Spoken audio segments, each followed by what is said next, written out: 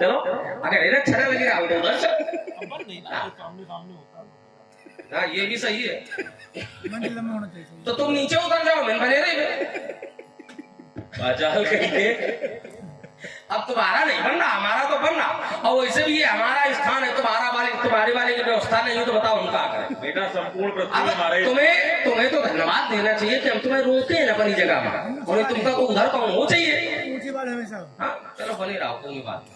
ऊंची वाले हो, ऊंचे वाले में, ऊंची वाले तुम, ऊंचे वाले में नहीं, ये तो बहुत है ऊंचे वाले।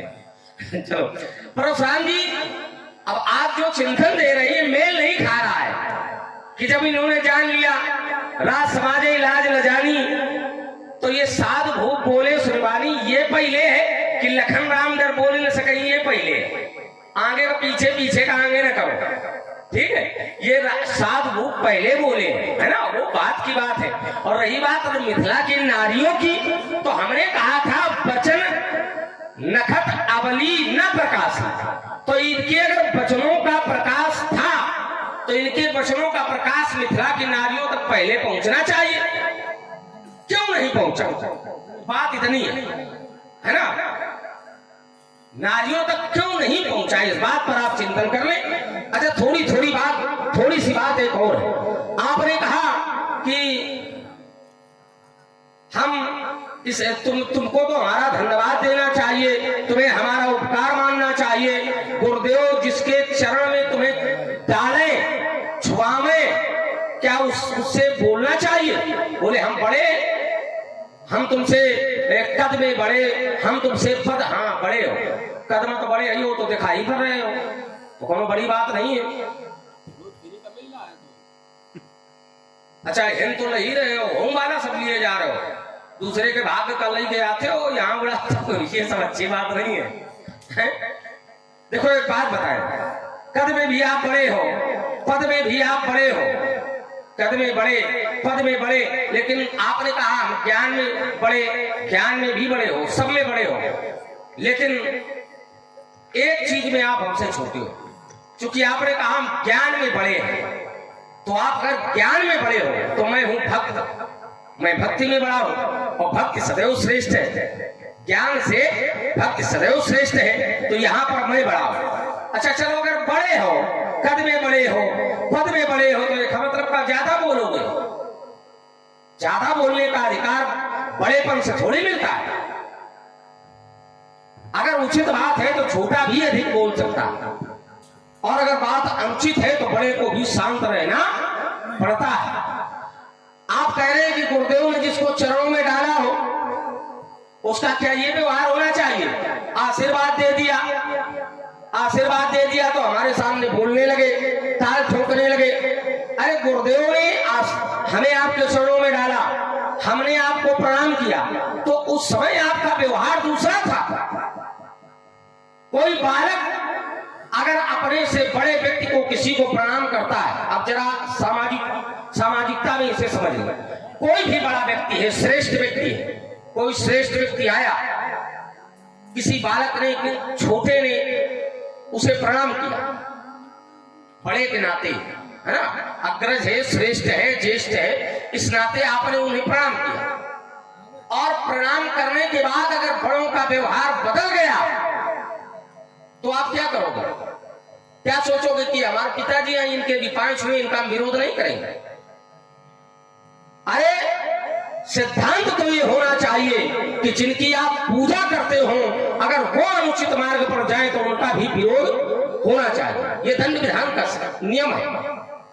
तो आपको जब हमने प्रणाम किया तब आप आशीर्वाद दे रहे थे, और जब हमने आपका विरोध किया तब आप क्रोध कर रहे थे। न तुम्हारे जय सब राजा, तब आप मारने की घोषणा कर रहे थे, और जब प्रणाम किया तब आप आशीर्वाद दे रहे थे। तो यदि आपका व्यवहार बदला है तो हमारा व्यवहार बदला है, आपका व्यवहार न बदलता तो हमारा व्यवहार न बदलता। आपने कहा हमारे मुख में वेद है, पीठ पर तर्कस है, पीठ में शस्त्र है, ये जो बात कही रहे हो ना,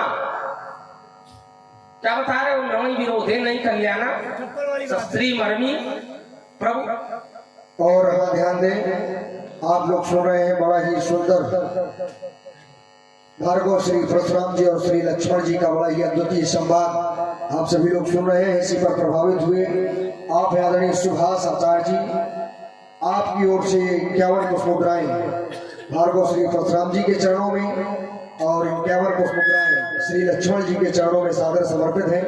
बहुत बहुत साधुवाद, बहुत बहुत धन्यवाद। देखिए, जिसकी बात आप कर रहे हो वो मरने से नहीं डर रहा है, वो मरने से नहीं डर रहा है।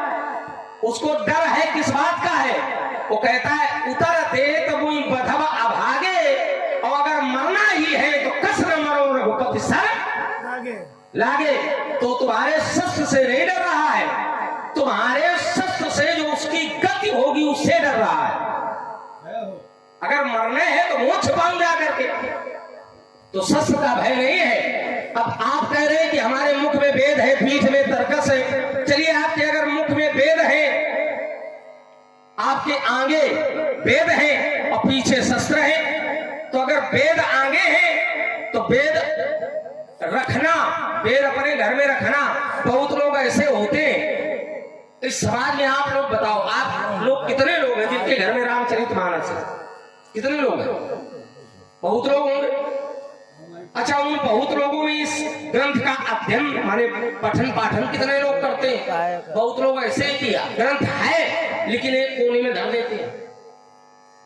अच्छा, बहुत लोग ऐसे हैं जो पढ़ते तो हैं लेकिन उस चरित्र को मानते नहीं है। पढ़ते ही हैं, सुनते हैं लेकिन मानते नहीं है। तो ऐसे ग्रंथ रखने से, पढ़ने से क्या लाभ है? वेद मुख में है, और अगर वेद मुख में है तो वेदों के सिद्धांत को भी तो मान लो। वेदों का सिद्धांत कहता है, श्रुति वही चलेंगे, ध्यान रखो, श्रुति कहा परम धर्म उपकारा। श्रुति माने वेद। वेद कहते हैं श्रेष्ठ धर्म क्या है? तो बोले परम धर्म उपकारा। परोपकार सबसे बड़ा धर्म है। तो अगर मुख में वेद है तो तुम यो समझ लो कि गुरुदेव का धनुष था, चलो टूट का कोई बात नहीं, किसी कन्या का विवाह तो हो गया, अब तुम थोड़ा परोपकार कर लो अगर मुख में वेद है, ठीक है। तुम जहां से आरंभ हुए थे वहीं से प्रारंभ होंगे, क्योंकि आचार्य जी आ गए, अब वर्षा हुई है ना, तो अब कुछ न कुछ प्रभाव होगा। अब आए हैं सुनने वाले, तो अब कुछ बोलना प्रारंभ किया जाएगा, वहीं से प्रारंभ होंगे। बेटा, आप जहां थे तुमने कहा कि 9 प्रकार का जो विरोध वो बता रहा है, वो डर नहीं रहा मरने से। हमने ये थोड़ी कहा है कि वो मरने से डर रहा है कि नहीं डर रहा है। वो सिद्धांत बता रहा है कि 9 प्रकार के लोगों से विरोध नहीं करना चाहिए। वो तो निश्चित कर चुका है कि मेरी मृत्यु आ गई है, उतर दे तो वही बदब अभागे, कस न मरो अमुक ही कर लागे। मृत्यु तो निश्चित कर चुका है, वो मरना तो है ही। आगे पैर बढ़ाता तो कुआं, पीछे पैर हटाता तो खाई, दोनों ओर से मृत्यु उसकी थी आई। लेकिन वो बात बता गया सिद्धांत की। इस सिद्धांत का पालन व्यक्ति को करना चाहिए। सस्त्री मर्मी प्रभु सठ धनी, वैद पंड कवि भानस गुनी, नमई विरोधे नहीं कल्याणा। इनका विरोध करोगे तो कल्याण नहीं होगा। ये शास्त्र की बात है, ये नीति की बात है, ये सिद्धांत की बात है, जिसका पालन करना चाहिए। एक बात। दूसरी बात, तुमने कहा कि आपने जब आशीर्वाद दिया तब आपकी प्रक्रिया दूसरी थी। अरे, हम तो शांत वेश वैसे भी थे, हमें क्रोध आया कब? तेई अवसर सुनी शिवधनु भंगा। समझना बात को, तेई अवसर सुनी शिवधनु भंगा। तो अगर धनुष के टूटने से क्रोध आया होता तो परशुराम आके यहाँ सीधे क्रोध करते। क्या परशुराम का हाथ कोई पकड़ने वाला है यहाँ? परशुराम का हाथ कोई पकड़ने वाला है यहाँ जो पकड़ लेता मेरा हाथ? हमने क्रोध आकर के नहीं किया, हमने आशीर्वाद दिया। क्रोध में कोई आशीर्वाद नहीं देता है किसी को, बताइए क्यों दादा? जब क्रोध में व्यक्ति होगा तो किसी को आशीर्वाद देगा। और आशीर्वाद कैसा दिया सीता को? आशीष दीन सखी हर्षानी। औपचारिकता भी नहीं है आशीर्वाद की कि जाओ जाओ खुद रहो। आशीर्वाद दिया, ऐसा दिया कि उसके साथ में जो आई थी सखी हर्षानी, वो प्रसन्न हुई। अर्थात हमने प्रसन्न मन से आशीर्वाद दिया। तुमको आशीर्वाद दिया, तुम्हारे भाई को आशीर्वाद जवाब दिया, उस यात्रा के बाद एक और यात्रा है, रामई चितई रहे धकी लोचन। इस यात्रा में क्रोध कहाँ है? क्रोध कहीं नहीं है। अगर धनुष टूटने का सुन करके क्रोध आया होता तो मेरे पास क्रोध होता। क्रोध आया कब? सुनत बचन फिर अनत निहारे। और देखा क्या? देखे चाप खंडमई डारे, तब है अति विष बोले वचन कठोरा। जब हमने क्रिया देखी, हमने काल देखा, तब हमने क्रोध किया है बेटा, ना कि हमने सुन करके क्रोध किया है। हमारे क्रोध में हमारा बोध हमारे साथ है। क्रोधात भवति सम्मोहा। क्रोध में व्यक्ति अपने बोध को खो देता है। परशुराम ने क्रोध में बोध को खोया नहीं, हमने यहाँ भी बोध रखा। हमने यहाँ क्या कहा? सो बिलगाओ बिहाई समाजा, न तुम्हारे जइए सब राजा। मेरे शब्द पे ध्यान दो, न तू। अगर नहीं किया गया तो मारे जाएंगे सब राजा। तुमने कहा हमने आपका इसलिए विरोध किया। संसार में कोई विरोध करता, लेकिन तुम्हें तो नहीं करना चाहिए, क्योंकि शास्त्र कहता है, गुरुदेव भगवान कहते हैं, उमा जे राम चरण रत विगत काम मद क्रोध, निज प्रभु मैं देखई जगत के सन करई विरोध।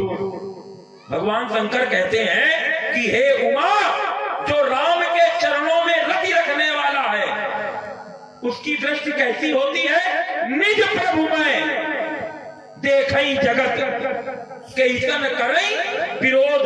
उसकी दृष्टि में कोई विरोध नहीं है। उसकी दृष्टि में सपच, चांडाल, ब्राह्मण, सिंह, गाय, बकरी, भैंस, चूहा, बिल्ली, ये सब एक है।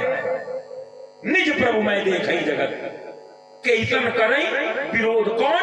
जो राम चरण रत है। और तुम क्या हो? 12 ते निज हित पति जानी और लक्ष्मण राम चरण रत। तो बेटा कहीं ना कहीं या तो ये बात गलत है, या तो भोलेनाथ कह रहे हैं वो बात गलत है। दो में से एक गलत है। क्यों? अगर ये बात सही है तो तुमको हमसे विरोध नहीं करना चाहिए, क्योंकि तुम राम के चरणों से रति रखते हो, और रति नहीं रखते हो तभी क्रोध कर, तभी हमसे तुम विरोध कर सकते हो। अगर रति रखते तो निज प्रभु में तुमको हमारे अंदर भी वही राम दिखने चाहिए जैसे तुमको अपने राम दिखाई देते हैं। इसलिए बेटा जरा सोच के बोलो, संभल के बोलो। आ जरा यहाँ पर थोड़ा सा हो जाए। आपकी 3 बातें हैं। हाँ। 3 बातें। 2 बातों को तो यूं देखो इधर ऐसे। आप कह रहे हैं कि हम जब आए हैं तो हमें क्रोध नहीं था, हमने आशीर्वाद दिया। धनुष टूटने पर हमको क्रोध नहीं है। धनुष को जब टूटा हुआ देखा, सुनत वचन तब अनंत निहारे, तब हमको क्रोध हुआ। हमारे आचार्य कहते हैं, सुनी सरोस, सरोस बन सुनी सरोस रघुनायक आए। और इतने नहीं है, देखो, शीस जटा शशि बदन सुहावा और ऋष बस कछुक अरुण हुई आवा। क्रोध है, पर क्रोध का प्रयोग कब है? क्रोध का प्रयोग कब है? तो सुनत वचन तब अनंत निहारे और देखे चाप खंड महिलारे, तब अतिरिस बोले वचन। प्रयोग है यहाँ से प्रयोग प्रारंभ है, लेकिन क्रोध पहले से। ये ना कहो कि क्रोध नहीं है, क्रोध है, लेकिन प्रयोग बाद में। चलिए एक बात। दूसरी बात आपने कही कि ये सिद्धांत दे गया है, शस्त्री मर्मी प्रोफेसर धनी वैद पंडित कवि भानस गुनी। तो ये अगर सिद्धांत दे गया है तो क्या केवल लक्ष्मण के ऊपर थोप गया है क्या? कि लक्ष्मण जी इस बात को माने? वो लक्ष्मण के ऊपर सिद्धांत थोड़ी थोप गया है, वो तो अपने आप को लक्ष्मण के ऊपर थोप गया है। श्री सहित अनुज समेत कृपा निकेत पद बन लाई हो। लक्ष्मण के ऊपर थोड़ी ये सार्वजनिक सिद्धांत है तो हम माने और परशुराम जी न माने, ये कोई सिद्धांत तो है नहीं। इसमें केवल इतने थोड़ी है, शस्त्री मर्मी और आगे है प्रभु। प्रभु का भी विरोध नहीं करना चाहिए। तुम किसका विरोध कर रहे हो? प्रभु दो चाप खंड मई। तो ये सिद्धांत तुम्हारे ऊपर भी तो लगता है, केवल हमारे ऊपर थोड़ी लगता है। अब आपने जो एक बात कही, बोले उमाज राम चरण रत विगत काम मद क्रोध, निज प्रभु में देखई जगत तो कई सन करई विरोध। फिर उन्हें विरोध नहीं करना चाहिए। बोले इसमें फिर एक बात सही है या तो भगवान शंकर की बात सही है या फिर तुम्हारा व्यवहार सही है। देखो भगवान शंकर की बात भी सही है और हमारा व्यवहार भी सही है। और कैसे सही है इसके लिए छठवें सोपान में चलो, जाते रहे हो, कई बार गए हो, हमने भी देखा है, सुना है। आओ जरा वहां पहुंचे। भगवान व्यास जी संभाले, संवाद को थोड़ा रसयुक्त बनाया जाए। बोले जब ते ही कीन है राम के निंदा, रामचरण रथ है, विरोध नहीं है, लेकिन जब ते ही कीन है राम के निंदा, तो क्रोधवंत तब भयउ कपिंदा, हरिहर निंदा सुन ही जो काना, तो होई पाप को घात समाना, तो तू भुजदंड तब की महिमारी। दोनों भुजदंड कब मारे गए? तो बोले जब राम की निंदा की गई। चलो ये हमारे घर की बात हो गई, तुम अपने घर में देख लो, अपने घर में देखो। सती जाई देखे तब जागा, और कतहु न दीख शंभु कर भागा, तब चित चढ़ेऊ जो शंकर कहेऊ, पति अपमान समुझी उर कहेऊ। अपने लिए विरोध न करो, भगवान शंकर कहते हैं कई शंकर ही विरोध, अपने लिए विरोध न करो। लेकिन अगर कोई भगवान का मंदिर तोड़ रहा हो तो क्या विरोध नहीं करोगे? भगवान के भक्त हो, अपने लिए विरोध न करो। अगर कोई गौ हत्या कर रहा हो तो क्या विरोध नहीं करोगे? कोई अगर किसी ब्राह्मण की हत्या कर रहा हो तो क्या विरोध नहीं करोगे? कोई अगर किसी कन्या के विवाह में उत्पात मचा रहा हो तो क्या विरोध नहीं करोगे? कोई अगर भगवान की निंदा कर रहा हो तो क्या विरोध नहीं करोगे? करना चाहिए, करना पड़ेगा। अगर परमात्मा के हो तो परमात्मा के अगर अनुयायी हो तो जहां पर धर्म का विरोध होगा वहां आपको विरोध करना पड़ेगा। आपने भी धर्म का विरोध किया, तब हमने आपका विरोध किया। विराम। बहुत सुंदर। एक बार सभी लोग तालियां बजा दे भाई, दोनों ही। मगर विशेष बात यह कि नाम है कैलाश, है? भक्त तो हमारा ही है लेकिन बात पक्की है कैलाश पथ की।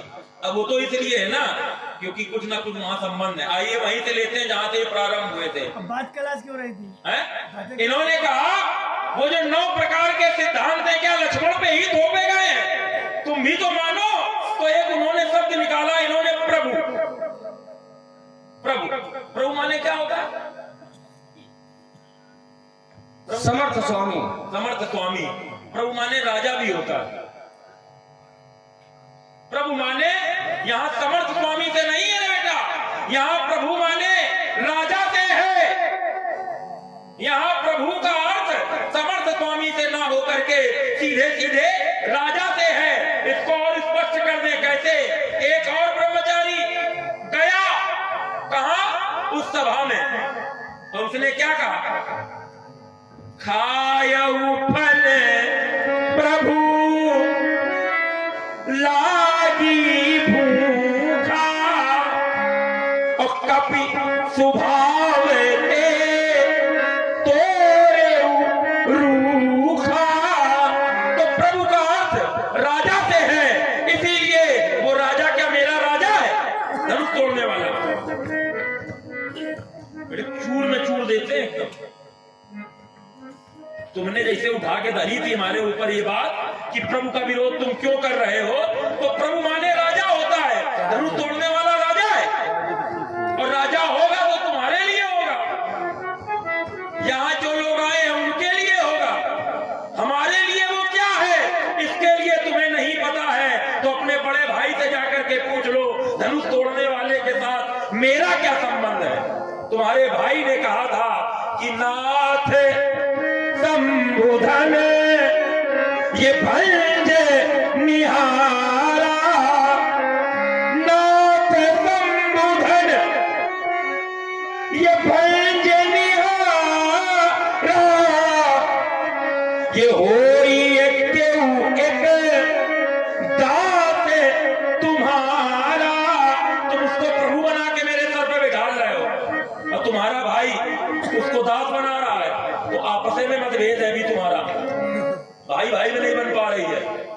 तुम कह रहे हो उसको प्रभु मानो और तुम्हारा बड़ा भाई कह रहा है उसको दास मानो, तो अब बताओ प्रभु माने कि दास माने?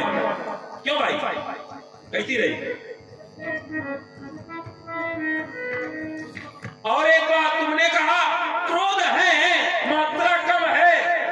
अरे ये हमारे नेत्रों में इतना तो बना ही रहेगा, क्योंकि हम सहज में भी किसी को देख लेते हैं तो सहज ही चितवई मन उठानी साथे। हाँ सहज। देखो जिनको बहुत याद होता है वो थोड़ा बहुत भूलते भी है, नहीं तो पता कैसे चलेगा? सही है, समझ रहे हो ना? जिनके पास भाई जिनको बहुत याद है वही थोड़ा बहुत। भाई भूल कौन करता है? जो काम में लगा रहता है। तो जो आलसी है उनको कुछ करना ही नहीं है, काम को करो नहीं, काम से डरो नहीं। सही है। गलती किससे होगी? जो कुछ करेगा। आप यहाँ बना रहे हो, कुछ गलती हो जाएगी तो आपने किया तब, तो अब जब बंद पड़ा रहेगा तो गलती काहे को होगी? तो सहज चितवत मन उलझाते। मान लो सहज में भी देख रहे हैं हम तो लोगों को लगता है कि ये डर रहा है हमसे, उसको लगता है मेरी मृत्यु आ गई, उसको ऐसा लगता है कि मेरी मौत आ गई। और छठे सोपान से तुमको हम भी जोड़े दे रहे हैं। वहां पर जिसके बारे में तुमने कहा कि वहां पर विरोध किया तो उसने प्रकट किया विरोध, तो वो विरोध कर रहा है कब? जब सीधे सीधे शत्रु पक्ष से जुड़ा हुआ है। वो गया है, क्या करने गया है? वो संधि वार्ता करने गया है। उस वार्ता में जाकर के उसने ऐसा कहा तब विरोध कर रहा है। क्या जो शैली उसने प्रयोग की रावण ने, वो शैली पर तुरंत प्रयोग कर रहा है। मैं नाम नहीं ले रहा हूँ, नाम छुपाए रहो विक्रम से। अरे मान लो तुमने नाम नहीं लिया, जो यहाँ बैठे वो समझ गए, लेकिन अन्य तक नहीं पहुंच पा रही है बात, तो उसका स्पष्टीकरण कर दें। और ये जरूरी नहीं है कल्प भेद हरिचरित सुहाए, नाम ले भी लोगे तो कोई समस्या नहीं है। क्यों? क्योंकि सीता का हरण कब हुआ? एक बार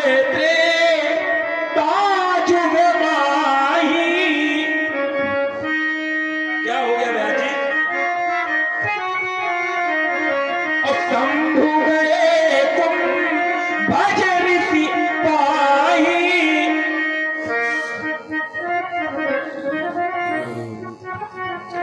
संग सती जग जननी भवानी, पूजे ऋषि अखिलेश्वर जानी। कब सती मैया खत्म हुई थी? कब सती मैया के बाद पार्वती आई। सती जो यदि दक्षमक देहा, जन्मी जाए हिमांचल गेहा। उसके न जाने कितने दिनों के बाद ये जनक को जानकी प्राप्त हुई है, लेकिन सीता का हरण कब हो गया था? कब राम ढूंढ रहे थे? तो ये चक्कर में मत पड़ो कि नाम ना खोलो, नाम खोल दो, उसमें कोई समस्या नहीं है, लेकिन दर्श का परिवर्तन होना चाहिए। क्योंकि कल्प भेद हरिचरित सुहाए और भांति अनेक मुनीसन गाए। आप अपनी बात कह सकते हैं, मैं अपनी वाणी को विराम दे रहा हूँ। तो विकल्प भेद के आधार पर वो आवाली पड़ी हो जय रघुवंश वो आएगा छोड़ो का नहीं, वो नहीं पढ़ेंगे। क्या ही नहीं पढ़ोगे? कल्प भेद में वो आओ पड़ी लो, इसलिए नहीं पढ़ेंगे। रुक जाओ, बड़ी गंभीरता से हम सुनते हैं, इतना चिल्लाते हो फिर भी हम सुनते हैं, अरे उल्टा सीधा बोलते हो फिर भी हम सुनते हैं। ये तो कहोगे ही, नहीं यही कहोगे। और तो सब कुछ है, और तो फिर और तो सब कुछ है। आओ तो लाओ सब कुछ। हमने एक थोड़ी सी बात कही, उसमें तुमने 6-7 चौपाई सुना दी। हमने कहा नाम न खोलो, तो उसमें तुमने 6-7 चौपाई सुनाई, तब हमारी बात को काट पाए और वो भी काट नहीं पाए। कल्प भेद के आधार पर हम क्या कह सकते हैं, क्या नहीं कह सकते, क्या बोल सकते, क्या नहीं बोल सकते, इस बात का हमें ध्यान रखना पड़ेगा। बाकी आपकी इच्छा, आप जो मर्जी हो बोलो, हम आप रोकेंगे नहीं, लेकिन हम इस पर नियंत्रण रखेंगे। हम इस बात का ध्यान रखेंगे कि हम कहाँ खड़े हैं, है ना। सिद्धांत हम पढ़ सकते हैं, लेकिन हम चरित्र का उद्घाटन नहीं करेंगे। चलिए, अब आपने जो चिंतन प्रस्तुत किया है, अभी बातें बहुत लंबी हो गई हैं और हमारी बात बहुत छोटी सी थी। तार ले लो। हाँ, तो हम सारे ले लें। बहुत लंबी बात हमें करना भी नहीं आता और बहुत लंबी बात हमें अच्छी भी नहीं लगती। अब जब बात लंबी हो जाती है तो फिर निर्णय नहीं निकल पाते। इतनी बातें बोलने की जगह अगर तुम केवल काम की हम कामे की बोल रहे हैं, लेकिन तुम उस काम की बात में भी तो काम नहीं निकाल रहे हो। अच्छा बोलो। बात यह है, देखो, आपने कहा कि वहां पर क्या व्यवहार हुआ, वहां पर जो व्यवहार हुआ वो व्यवहार आप बता दो। जहां पर दो भूतन ने तमक नहीं मारी, तो वहां जो व्यवहार हुआ वो आप बता दो। हमें नहीं पता क्या व्यवहार हुआ।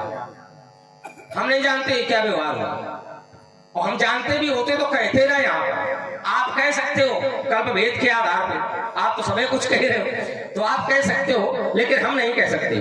आपकी बहुत अधिक बात नहीं, केवल एक छोटी सी बात हमने, आपने कहा कि हमको क्रोध था, हमको क्रोध, हम तो क्रोध, हमारे नेत्रों में क्रोध बना रहता है, लेकिन क्रोध का प्रयोग, हमने कहा था क्रोध का प्रयोग, क्रोध था लेकिन क्रोध का प्रयोग आपने बाद में किया, तो आपने उस बात को स्वीकार कर लिया।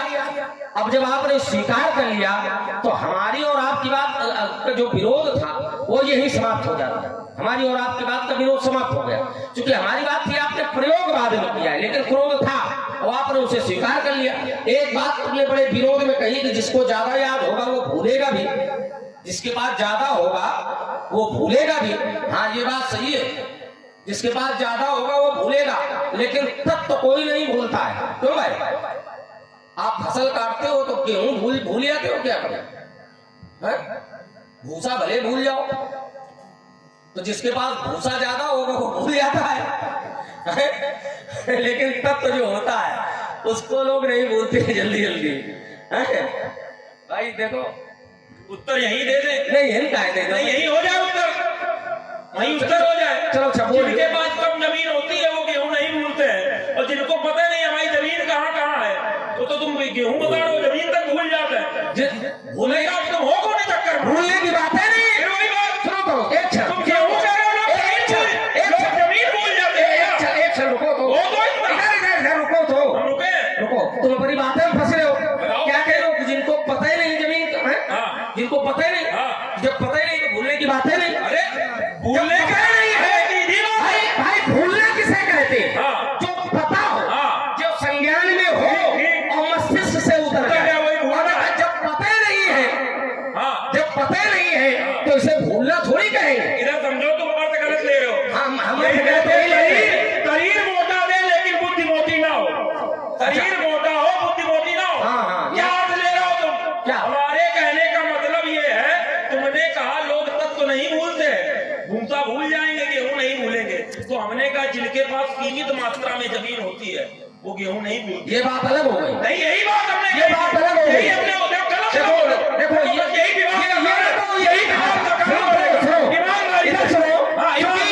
व्यवस्था चल रही है।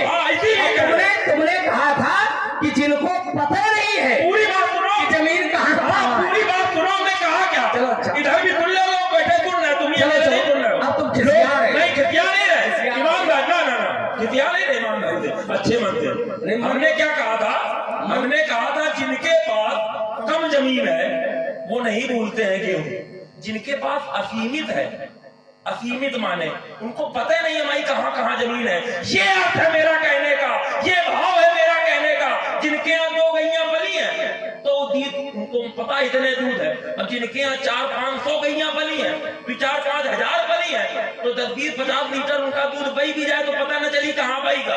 ये मेरे बात का मतलब है, इसको समझो तुम, ये कहने का भाव है। आओ उसका देखो, चूंकि 2 गाय वाले को पता है कि हमारे 2 गाय हैं और इतना दूध देती हैं, और जिसके पास 400-500 है तो उसको, जब जिसको इस बात का ज्ञान नहीं कि हमारे पास गाय कितनी है, तो जब मूल का ज्ञान नहीं होगा, मूल का ज्ञान नहीं होगा तो दूध का ज्ञान कहां से हो जाएगा? और तुमको कैसे एक क्षण रुक जाओ, है ना, खिसियाओ ना, देखो परिणति हो, कोई साफ कराओ, उलरो भागो न ज्यादा, सुनो, उलरो भागो न ज्यादा, क्योंकि हमारा स्वभाव वो नहीं, आप अच्छी तरह जानते हो, हम बिगाड़ते नहीं, हम नियंत्रित रहकर जो वार्ता करते हो वो नियंत्रित रहकर, हम नियंत्रित रह के चोर से कहते हो चोरी करो, साहूकार से कहते हो जागते रहो, धरते सब तगड़ा, ऐसा कुछ नहीं तो धरना रहे हो, लेकिन हम पर धीरज से लेप लगाने के लिए, अरे हम नहीं करते हैं, काम पूरा है ना।